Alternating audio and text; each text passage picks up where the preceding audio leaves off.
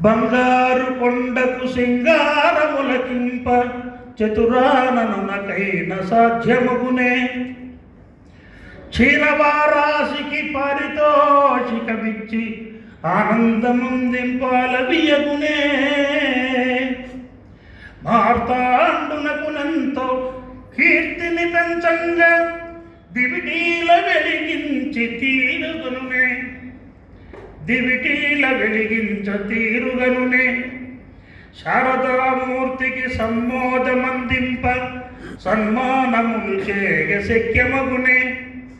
సాహితీయాగ సంరంభ సానుకూల యజ్ఞదక్షుడు గురుడు మనోజ్ఞమూర్తి శ్రీ మహాదేవమణివర్య చిన్మయునకు భక్తిగా వ్రాసి ఇచ్చద పద్యమొకటి.